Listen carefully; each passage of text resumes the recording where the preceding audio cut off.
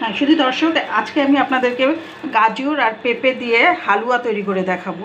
তো তার জন্য আমি দেখেন এখানে গাজর নিয়েছি 3টা, আমি অল্প করেই দেখাবো। গাজর 3টা আর একটা পেঁপের অর্ধেক আমি দিব। আর এখানে যে হালুয়া করতে আপনার এলাচ, দারুচিনি, চিনি, তেল এগুলো লাগবে, সেগুলো আছে। আমি তাহলে প্রসেস করছি। আর এই গাজর আর পেঁপেটাকে আমি এই কুড়ুনি দিয়ে কুচি করে নিব, কুড়ুনি দিয়ে কুচি করে নিব। তার জন্য আপনারা দেখতে থাকেন। এই যে কুড়ুনি দিয়ে আমি কুচি করে নিচ্ছি।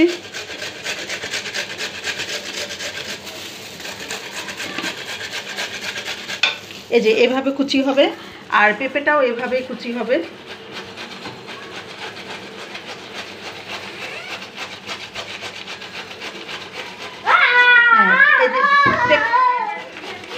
পেঁপেটাও এভাবে কুচি হবে। এভাবে আমি আপনাদের হালুয়া করে দেখাবো।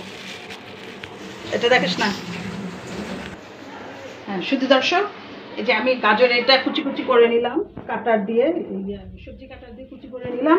এখন আমি এই কড়াইতে তেল দিয়ে দিয়েছি। এখন আমি এই গরম মশলা আর একটু এলাচ দিয়ে দেব। এলাচ দিয়ে আমি একটু নেড়ে চেড়ে গাজর আর পেঁপে যেটা কুটে রেখেছি সেটা দিয়ে দিব।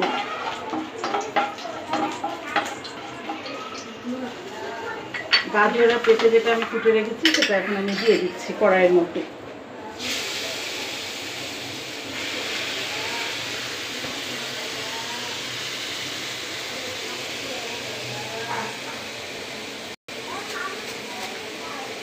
নাড়তে থাকবো। এক্ষেত্রে কোনো পানি লাগবে না।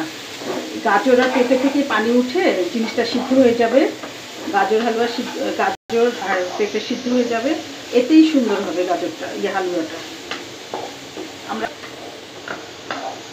দরকার নাই, আপনার নাড়তে নাড়তেই জিনিসটা সিদ্ধ হয়ে যাবে অটোমেটিক। কিছুক্ষণ পর পানি উঠে আসবে।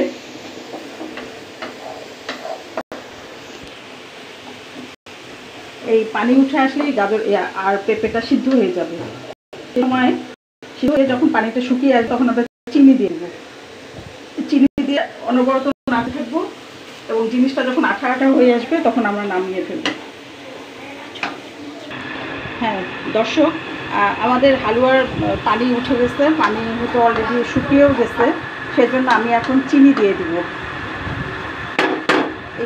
আমার এই অল্প হালুয়াতে বেশি চিনি লাগবে না, 1 চামচ। আর এই যে এই এতটুকু চিনিতেই আপনার মিষ্টি হয়ে যাবে। অতএব আমার দেওয়া হয়ে গেছে, আমি এখন এটাকে নেড়ে নিচ্ছি। এই নাড়তে নাড়তে জিনিসটা যখন আঠালো হয়ে আসবে তখন আমরা নামিয়ে এটাকে সুন্দরভাবে পরিবেশন করতে পারবো। আপনার হালুয়ার গোল সাইজ দিয়ে এটাকে আমরা হালুয়ার মতো করে ফেলতে পারবো। ততক্ষণ আমরা নাড়তে থাকি। নাড়তে নাড়তে যখন আঠালো আসবে তখন আমরা আবার ফিরে আসছি।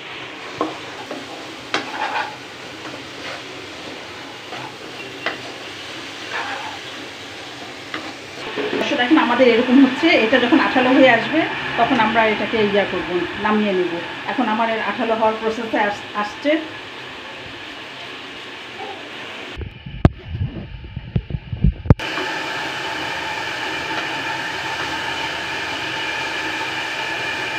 দর্শক, আমাদের চিনি দেওয়ার পরে হালুয়াটা টাইট হয়ে আসছে।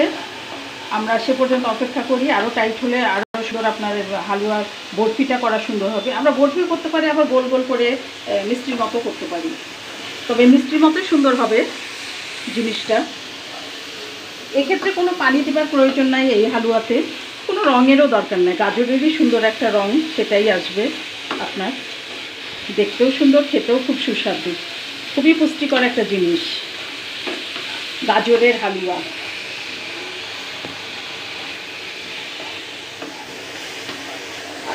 হ্যাঁ দর্শক দেখতে পাচ্ছেন কি সুন্দর আস্তে আস্তে টাইট হয়ে আসছে। চিনিটা গলে